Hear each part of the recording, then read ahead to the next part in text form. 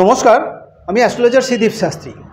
আজকে 2024 সালের 15ই মার্চ থেকে 13ই এপ্রিল পর্যন্ত মীন রাশির রাশিফল নিয়ে আলোচনা করব। মীন রাশির জাতক জাতিকাদের এই সময় কোন কোন দিক শুভ, কোন কোন দিক অশুভ, অর্থাৎ শরীর স্বাস্থ্য কেমন যাবে, যারা বিদ্যা শিক্ষার সাথে যুক্ত রয়েছে তাদেরই বা সময়টা কীরকম, অর্থনৈতিক ক্ষেত্র কেমন যাবে, চাকরিজীবী, ব্যবসায়ী, দাম্পত্য জীবনযাপনের সাথে যারা যুক্ত রয়েছেন, যারা বিভিন্ন পেশার সাথে যুক্ত রয়েছেন, যারা শিল্পী, কলাকুশলী, অর্থাৎ সমাজের বিভিন্ন স্তরের মানুষ যারা মীন রাশির জাতক জাতিকা, তাদের জন্যই এই আলোচনা, তাদের জন্যই এই ফলাফল। মূল আলোচনায় যাওয়ার আগে প্রথমেই কিন্তু এই সময়কার গ্রহদের গোচরগত অবস্থানটাই আমাদের একটু জেনে নেওয়ার প্রয়োজন আছে। কারণ এই সময়কার গ্রহদের গোচরগত অবস্থানের পরিপ্রেক্ষিতে, অর্থাৎ এই সময় গ্রহদের অবস্থানের পরিপ্রেক্ষিতেই এই রাশিফল, এই আলোচনা। প্রথমেই আসবো রাশিপতি বৃহস্পতি কোথায় অবস্থিত আছে। রাশিপতি বৃহস্পতি দ্বিতীয় রাশিতে ভরণী নক্ষত্রে অবস্থিত। অন্যান্য গ্রহদের মধ্যে রাশিতে রাহু, রবি এবং বুধের অবস্থান, বৃষ রাশিতে চন্দ্রের অবস্থিতি, কন্যা রাশিতে কেতুর অবস্থান, কুম্ভ রাশিতে স্বক্ষেত্রে শনি, সাথে মঙ্গল এবং শুক্রের অবস্থিতি। এই হচ্ছে এই সময়কার গ্রহদের গোচরগত অবস্থান। এবারে জানবো এই সময়ের মধ্যে মীন রাশির জাতক জাতিকাদের বিভিন্ন ক্ষেত্র কেমন যাবে। প্রথমেই আসবো শরীর স্বাস্থ্য বিষয় নিয়ে। মীন রাশির জাতক জাতিকাদের শরীর স্বাস্থ্যের দিকটা কিন্তু খুব একটা শুভত্বের বার্তা থাকছে না।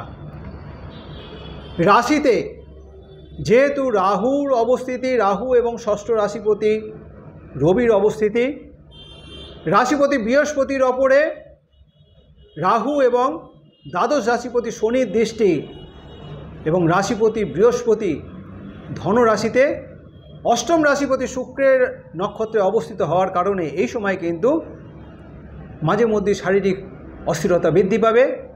শারীরিক কারণে কিন্তু একটা চিন্তা বৃদ্ধি পাবে, শারীরিক অসুস্থতা দেখা দেবে। বিশেষত মাথার যন্ত্রণা, চোখ, দাঁত, গলা, অ্যালার্জি সংক্রান্ত কিংবা পেটের কারণে মাঝে মধ্যে কিন্তু কষ্ট ভোগের একটা সম্ভাবনা থাকছে। কষ্ট ভোগের একটা প্রবণতা এই সময় নিয়ে আসবে। গ্রহগত অশুভ অবস্থান এবং অশুভ যোগের কারণে এই সময় কিন্তু চলাফেরায় বিশেষভাবে সতর্ক থাকতে হচ্ছে মীন রাশির জাতক জাতিকাদের।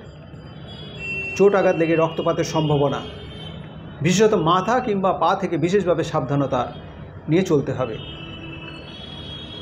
যারা বিদ্যা শিক্ষার সাথে যুক্ত রয়েছেন, বিশেষত প্রাথমিক বিদ্যার্থী যারা, তাদের এই সময় বিদ্যাক্ষেত্রে শুভত্বের বার্তা থাকলেও স্মৃতিশক্তির দুর্বলতা, বুদ্ধির সঠিক প্রয়োগের অভাব এবং তার সাথে সাথে সঠিক সিদ্ধান্ত নিতে না পারার জন্য এই সময় কিন্তু নানা রকম সমস্যার সম্মুখীন হতে হবে। এই সমস্ত বিষয়ে যদি বিশেষভাবে সতর্ক থাকা যায় তাহলে কিন্তু বিদ্যাক্ষেত্রে সফলতার অর্জন হবে। যারা উচ্চ বিদ্যা শিক্ষার সাথে যুক্ত রয়েছেন তাদের কিন্তু এই সময়টা বেশ প্রতিকূলতার মধ্যে দিয়ে চলতে হবে।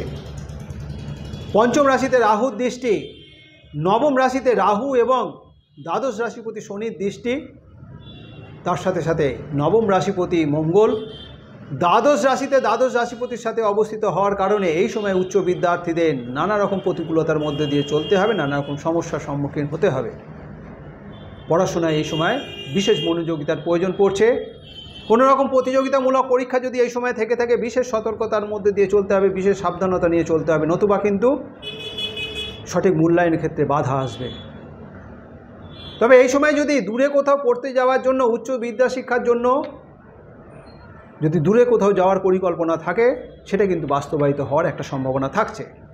রাশিপতি ধনুরাশিতে অবস্থিত হয়ে আর্থিক ক্ষেত্র শুভত্বের ইঙ্গিত থাকলেও ধনুরাশিপতি এবং আয় রাশিপতি একত্রে দ্বাদশ রাশিতে অবস্থিত হয় এই সময় কিন্তু ব্যয়ের আধিক্য একটা দেখা দেবে এবং তার সাথে সাথে সঞ্চয় বিঘ্ন ঘটার একটা সম্ভাবনা থাকছে। তার সাথেও আয় রাশিপতি যেহেতু দ্বাদশ স্থানে অবস্থিত এবং ধনুরাশিপতি দ্বাদশ রাশিতে অবস্থিত হওয়ার কারণে সঠিক উপার্জনের ক্ষেত্রে কিন্তু একটা ব্যাঘাত ঘটার সম্ভাবনা থাকবে। সুতরাং মীন রাশির জাতক জাতিকাদের অর্থনৈতিক বিষয়ে বিশেষভাবে নজর রেখে চলতে হবে। তাছাড়া উন্নত মানের জীবনযাপন, কোথাও ঘুরতে যাওয়ার কারণে কিংবা চিকিৎসা সংক্রান্ত কারণে বেশ কিছু অর্থ ব্যয় হওয়ার একটা সম্ভাবনা থাকবে। তাছাড়াও কোনো রকম আর্থিক প্রতারণার থেকে বিশেষভাবে সতর্ক, কাউকে বেশি বিশ্বাস করে টাকা ধার দেওয়ার থেকে বিরত থাকতে হবে মীন রাশির জাতক জাতিকাদের। কর্মক্ষেত্রে কর্মরাশিপতির দৃষ্টির কারণে এই সময় কর্মক্ষেত্রে বেশ সফলতা আশা করা যায়। নিজ বুদ্ধি এবং পরিশ্রম উন্নতির জন্য বিশেষ সহায়ক হবে। এই সময়ে আর্থিক ক্ষেত্রে বেশ ভালো পরিবর্তন আশা করা যায়। কর্মক্ষেত্রে নিজের ব্যবহার এবং কথাবার্তার মাধ্যম দিয়ে সকলের কাছে গ্রহণযোগ্যতা বৃদ্ধি পাবে। যারা বেসরকারি কর্মক্ষেত্রে যুক্ত রয়েছেন, যারা সরকারি কর্মক্ষেত্রে যুক্ত রয়েছেন, এই সময়ে চাকরির সুবাদে দূরে কোথাও ভ্রমণের একটা সম্ভাবনা থাকছে। বেসরকারি ক্ষেত্রে কর্মরত যারা, তাদের মধ্যে অনেকেই কিন্তু যে কর্মস্থানের সাথে যুক্ত রয়েছেন তার থেকেও কিন্তু ভালো চাকরির জন্য একটা চেষ্টা করছেন দীর্ঘদিন ধরে। এই সময় কিন্তু বিশেষ চেষ্টার মাধ্যম দিয়ে নতুন কোনো ভালো চাকরি লাভের একটা সম্ভাবনা থাকছে। এই সময় সেই ইচ্ছা পূরণ হওয়ার একটা সম্ভাবনা থাকছে। বেকারদের চাকরি লাভের কিন্তু এই সময় সুযোগ থাকছে। যারা ব্যবসা বাণিজ্যের সাথে যুক্ত রয়েছেন, ব্যবসা ক্ষেত্রে বিশেষত শুভ। আর্থিক উন্নতি যোগ, নিজ বুদ্ধি এবং পরিকল্পনার মাধ্যমে ব্যবসা ক্ষেত্রে আরও উন্নতির সুযোগ থাকছে। ব্যবসা ক্ষেত্রকে আরও উন্নতির স্তরে নিয়ে যাওয়ার একটা সম্ভাবনা থাকছে। তবে কোনো রকম হঠকারিতা থেকে বিশেষভাবে সতর্ক থাকতে হবে। হঠকারী সিদ্ধান্ত কিন্তু এই সময় ক্ষতি হওয়ার সম্ভাবনা থাকবে ব্যবসা ক্ষেত্রে। যারা দাম্পত্য জীবনযাপনের সাথে যুক্ত রয়েছেন, দাম্পত্য ক্ষেত্রে বিশেষত খুব একটা শুভত্বের বার্তা থাকছে না। এই সময় স্বামী স্ত্রীর মধ্যে মতভেদ, মনোমালিন্য দেখা দেবে। পারিবারিক শান্তি ব্যাহত হবে। বিশেষত মীন রাশি জাতক জাতিকাদের কথাবার্তায় বিশেষভাবে সংযত থাকতে হবে। এই কথাবার্তার কারণে কিন্তু অনেক সময় পারিবারিক শান্তি বিঘ্ন ঘটবে। পরিবারের অন্যান্য সদস্য এমনকি পারিপার্শ্বিক মানুষজনের সাথেও কিন্তু এই কথাবার্তার কারণে সম্পর্ক নষ্ট হওয়ার সম্ভাবনা থাকছে। সম্পত্তিগত কারণে এই সময় কিন্তু কোনো রকম বিবাদ আসার সম্ভাবনা পরিবারের মধ্যে, সেদিকে বিশেষভাবে সতর্ক থাকতে হবে। বাবা মার শরীর স্বাস্থ্যের দিকটা বেশ সুস্থতার ইঙ্গিত থাকছে। যারা সম্পর্কের সাথে যুক্ত রয়েছেন অর্থাৎ প্রেমিক প্রেমিকা, তাদের জন্য এই সময়টা শুভই বলা চলে। সম্পর্ক আরও মজবুত হবে, দৃঢ় বন্ধনে আবদ্ধ হবে। যারা অবিবাহিত, দীর্ঘদিন বিবাহ যোগাযোগের জন্য চেষ্টা করছেন, তাদের জন্য এই সময়টা শুভ। যোগাযোগ বৃদ্ধি পাবে এবং পাকা কথা হওয়ারও কিন্তু একটা সম্ভাবনা থাকছে। যারা অন্যান্য পেশার সাথে যুক্ত রয়েছেন, তাদের জন্য এই সময়টা শুভ। যোগাযোগ বৃদ্ধি পাবে এবং অর্থনৈতিক ক্ষেত্রে বিশেষত শুভই বলা চলে। যারা শিল্পী কলাকুশলী, এই সময়টা কিন্তু তাদের জন্য খুব একটা শুভত্বের বার্তা থাকছে না। নানা রকম প্রতিকূলতার মধ্যে দিয়ে এই সময় চলতে হবে। তবে পেশাগত কারণে এই সময় দূরে কোথাও যাওয়ার কিন্তু একটা সম্ভাবনা থাকছে।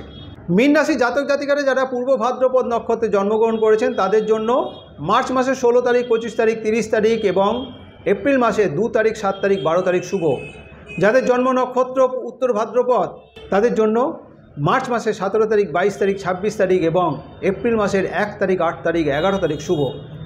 যাদের জন্ম নক্ষত্র রেবতী, তাদের জন্য মার্চ মাসের 18 তারিখ, 21 তারিখ, 27 তারিখ এবং এপ্রিল মাসের 5 তারিখ, 9 তারিখ, 13 তারিখ শুভ। শুভ দিক হিসেবে উত্তর পূর্ব দিক অর্থাৎ ঈশান কোণ আপনাদের জন্য শুভ।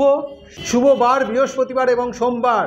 শুভ রং হলুদ রং এবং সাদা রং। যে কোনো শুভ কাজের জন্য বৃহস্পতিবার অথবা সোমবারকে যেমন বিশেষভাবে ব্যবহার করা যেতে পারে, তেমনই শুভ কাজের দিনে হলুদ রং কিংবা সাদা রঙের পোশাক যদি বিশেষভাবে ব্যবহার করা হয়, তাহলে শুভ ফল লাভের সম্ভাবনা অনেকাংশে বৃদ্ধি পাবে। এই যে আলোচনা, এই যে রাশিফল, এই সময়কার গ্রহদের গোচরগত অবস্থানের পরিপ্রেক্ষিতেই এই রাশিফল। মীন রাশি জাতক জাতিকাদের ব্যক্তিগত জন্মরাশিচক্রে গ্রহদের অবস্থান যদি শুভ অবস্থায় থাকে এবং বর্তমান গ্রহদের দশা অন্তর্দশার ফলাফল যদি শুভত্বের দিকে ইঙ্গিত দেয়, তাহলে শুভ ফলের পরিমাণ যেমন বেশি হবে, তেমনই মীন রাশি জাতক জাতিকাদের ব্যক্তিগত জন্মরাশিচক্রে গ্রহদের অবস্থান যদি অশুভ অবস্থায় থাকে এবং বর্তমান গ্রহদের দশা অন্তর্দশার ফলাফল যদি অশুভত্বের দিকে ইঙ্গিত দেয়, তাহলে শুভ ফলের পরিমাণ কম হবে। সুতরাং বর্তমান গ্রহদের গোচরগত অবস্থানের পরিপ্রেক্ষিতে যে আলোচনা, যে রাশিফল, তার সাথে মীন রাশি জাতক জাতিকাদের ব্যক্তিগত জন্মরাশিচক্রে গ্রহদের অবস্থান এবং বর্তমান গ্রহদের দশা অন্তর্দশার ফলের মধ্যে একটা বৈষম্য, একটা তারতম্য হতেই পারে। আমার এই আলোচনা যদি আপনার কাছে গ্রহণযোগ্য মনে হয়, যদি ভালো লেগে থাকে, অবশ্যই লাইক এবং শেয়ার আশা করব। যারা এখনও পর্যন্ত আমার এই চ্যানেলটিকে সাবস্ক্রাইব করেননি, আমার পরবর্তী ভিডিও, পরবর্তী আলোচনাগুলোর লিঙ্ক পেতে অবশ্যই চ্যানেলটিকে সাবস্ক্রাইব করে নেবেন। আজ এই পর্যন্তই। ভালো থাকবেন, সুস্থ থাকবেন। ধন্যবাদ।